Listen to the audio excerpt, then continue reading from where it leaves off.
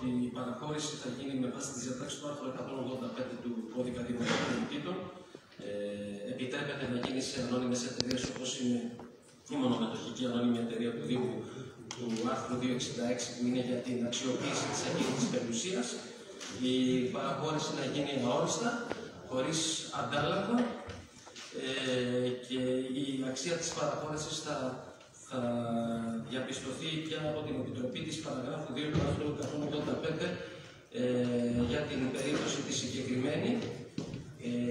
Επίσης, θα πρέπει να έχουμε υπόψη μας ότι κάποια στιγμή για το ζήτημα και για την εκμετάλλευση του ακινήτου αυτού θα έρθει εδώ πέρα θέμα από τη ΔΕΝΕ για την τροποποίηση του καταστατικού της και την αντίστοιχη αύξηση του μετοχικού κεφαλαίου της μετά τη σύνταξη της σχετικής οικονομοτεχνικής μελέτης σκοπιμότητας για τις ανάγκες που απαιτούνται για την αποκατάσταση και για τη λειτουργία του συγκεκριμένου χώρου, αλλά αυτό θα γίνει σε μεταγενέστερο στάδιο. Αυτά είναι διαδικαστικά. Ναι, αν συμφωνούμε, ναι, να το χωρίσουμε στην παρακολούθηση. Τελειώσατε. Ναι, τελειώσατε. Αισθάνομαι την ανάγκη, κυρίες και κύριοι συνάδελφοι, να κάνω μία αναφορά σε ένα μεγάλο αγώντα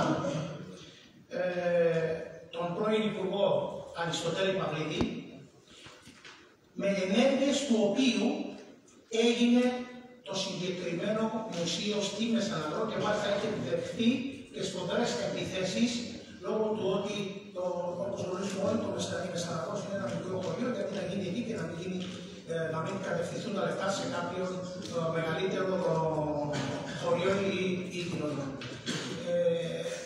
Θυμάμαι ότι το πέρασε διαπυρός και συντήρου ο κύριος Παυλίδης, ο αείμνηστος, έτυχε τότε να είναι στο γραφείο του, πολέμησε, αν παιδεύσα από ότι βοήθησα, ήμουνα δίπλα του, στήριξα αυτή την προσπάθεια και τελικά έγινε.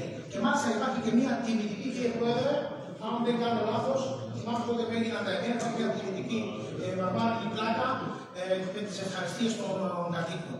Απλά και μόνο για την ιστορία, θεωρώ ότι ήταν καθήκον να δω αυτή την αγορά, κύριε Πρόεδρε. Ευχαριστώ. Ωραία, ευχαριστούμε πάρα πολύ. Άρα, υπερψηφίζετε, έτσι. Ωραία. Το 10 θέμα αφορά παραχώρηση σχολικών χώρων από τη δευτεροβάθμια στο κέντρο και εγκληματάς. Είμαστε υπέρ. Ωραία. Το 11 είναι η γνωμοδότηση του Δημοτικού Συμβουλίου Ρόντου σχετικά με τις μεταβολές σχολικών μονάδων δευτεροβάθμιας εκπαίδευσης για το σχολικό έτος 25-26. Είμαστε υπέρ. Παρακαλώ. Ευχαριστώ, κύριε Πρόεδρε. Πιστεύω ότι με αυτό που θα καταρχήν ψηφίζουμε το θέμα, κυρία Δεσποινίτσα Δήμαρχε. Ναι.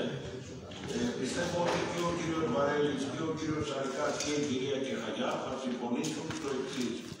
Ότι του χρόνου στη νέα πρόταση πρέπει να προβλεφθεί για το ΕΠΑΛ στον Αρχάγγελο η ειδικότητα της κεραμικής για να μπορέσουμε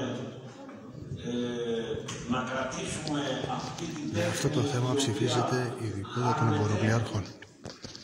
Την ειδικότητα της κλωστοϊπαντικής, να το πω έτσι, το πλεκτό και το χαλί στον Αρχάγγελο της ταπιτουργίας και της καλαθοπλεκτικής επαγγέλματα, εννοώ τα ψαριά, εννοώ τα καλάθια.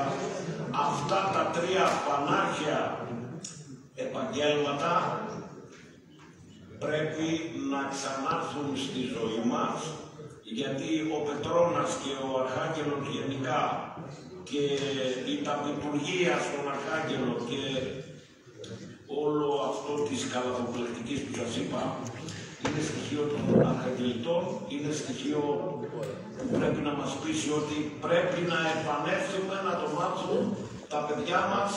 Άρα στην πρόταση του 25-26, κυρία Αντιδήμαρχε, ετοιμαστείτε από τώρα, γιατί χρειάζονται ειδικότητες, οι καθηγητές κτλ. Μια συνεννόηση με το τοπικό συμβούλιο της Αρχαγγέλου και ψηφίζουμε την πρόταση με την ευχή του χρόνου να υπάρξει και αυτή η πρόταση. Ευχαριστώ, κύριε Παναγιώτη. Και εγώ μια ερώτηση προς την κυρία, σαφώς συμφωνούμε με το συζητώ, είδα ότι υπάρχουν ενδιαφερόμενοι για τους προκράτουν 10 φοιτητές, μαθητές, 5, 7. Αυτό που λέει ο κ. Ζαχαρής και στο οποίο βεβαίως διότι είναι παράδοση και πρέπει να τη διατηρήσουμε, να το συζητώ, υπάρχουν ενδιαφερόμενοι για αυτό το ερώτημα. Δηλαδή, οι αποφάσεις αυτές παίρνετε είναι με βάση τους ενδιαφερόμενους ή πρώτα δημιουργείται το κλίμα και μετά δεν ξέρω πώς είναι η διαδικασία.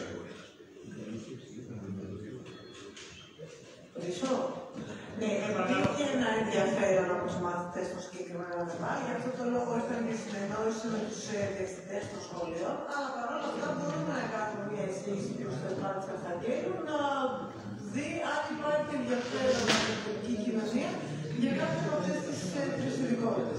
Εάν υπάρχει ενδιαφέρον, χαρά μας να ανοίξουμε και καινούργια τμήματα και δεν στην Αρχάγγελη. Ωραία.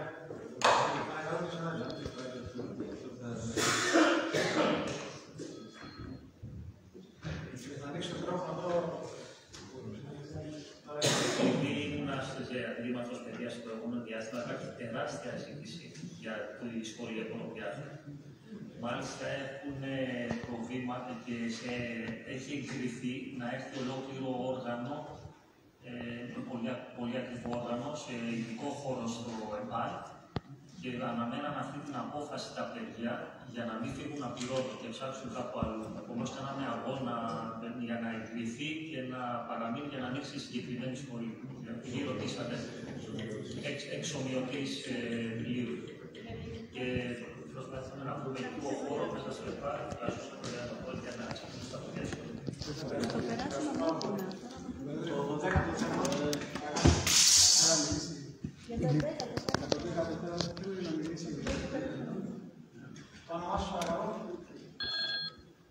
Νότης Παπαδάκης ονομάζομαι, είμαι μαθητής ειδικότητας στη Σχολή του Εμπορικού Ναυτικού και του χρόνου διαλέγουμε ειδικότητα αν θα πάμε μηχανική εμπορικού ναυτικού ή πλοίαρχη εμπορικού ναυτικού.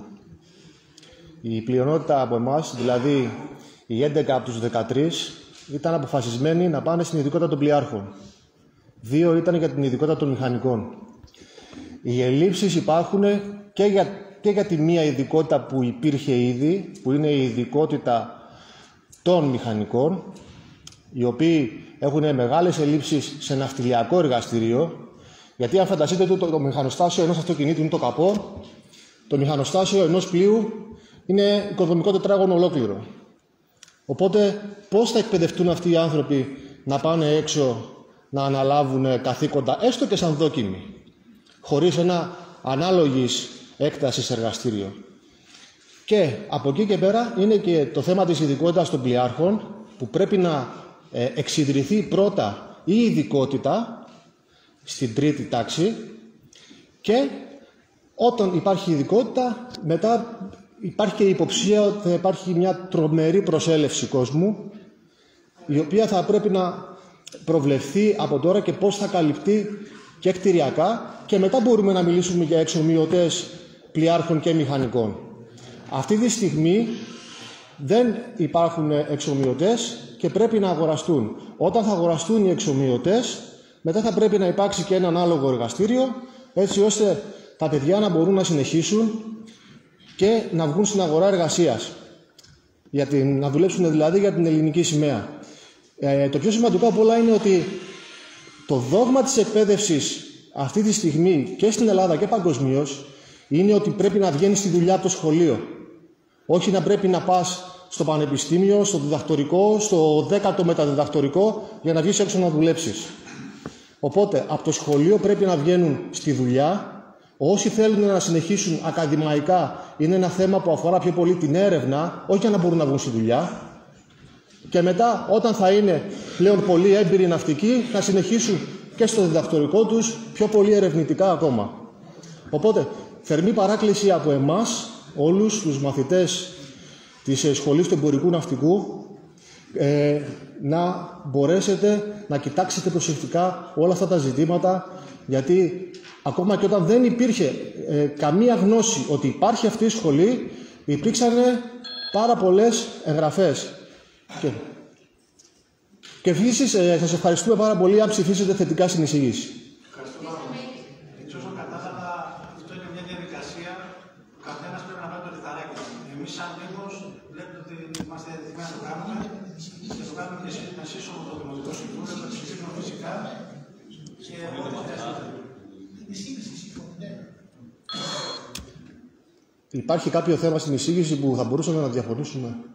Όχι.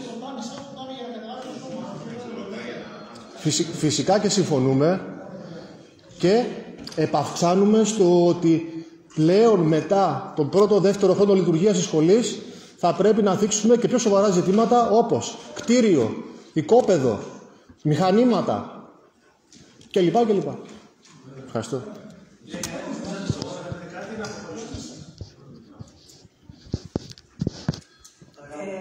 Εγώ θα πατήσω και τον κύριο Τσουβάλη που έχει ξεκινήσει την όλη διαδικασία μήνες πριν.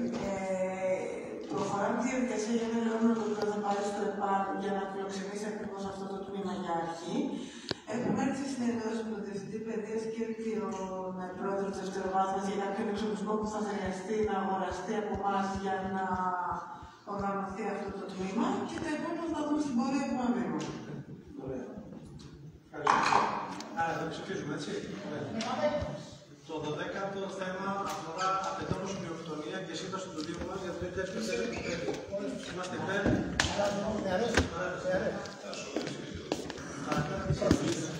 Μπράβο.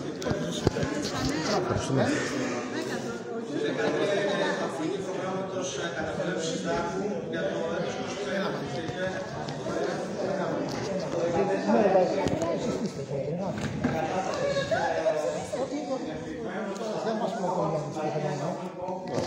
Ωραία. Γι' αυτό. Εντάξει.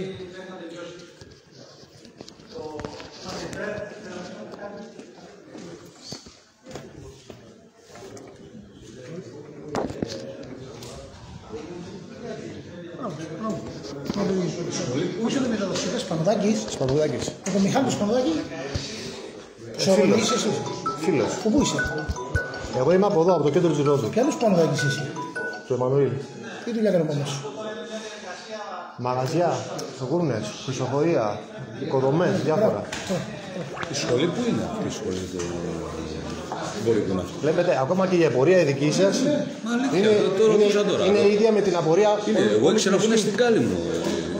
Όχι, είναι δευτεροβάθμια σχολή η δικιά μας. Δευτεροβάθμια σχολή, Γι' αυτό είπα ότι από τις δευτεροβάθμιες σχολές πρέπει να μπορείς να βγεις. Έτσι ήταν παλιά, φίλε μου. Και έτσι πρέπει να ξαναγίνει. Έτσι ήταν παλιά ο Νηρέας, αν έχεις ακούσει. Καταγράφει αν σας πειράζει. Έτσι ήταν παλιά ο Νηρέας. Έβγαινες δηλαδή ηλεκτρολόγος, μηχανικός, κατευθείαν. Λοιπόν, το όνομα σας αν επιτρέπετε? Κορδίνας, Μιχάλης. Κορδίνας. Κύριε Κορδίνα, υπάρχει ακόμα καθηγητής που είχε προσλάβει τις σχολές του Νηρέα. Εκεί πέρα βγαίνανε μαρκόνιδες και μηχανικοί του εμπορικού ναυτικού. Πλοία. Και όχι μόνο. Όσον αφορά το ναυτικό. Και δομικών έργων βγαίνανε. Όσον αφορά το εμπορικό ναυτικό. Εργοδηγοί βγαίνανε. Ναι.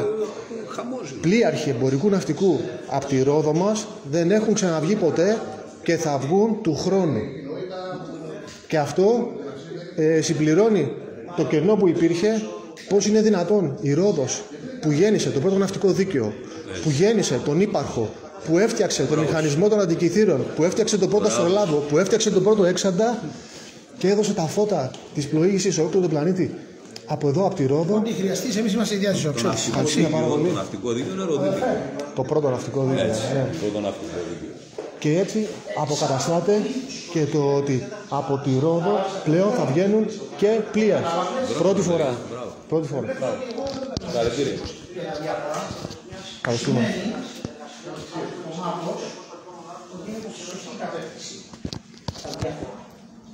Η ειδικότητα πλοιάρχων εμπορικού ναυτικού είναι πραγματικότητα. Νικήσαμε.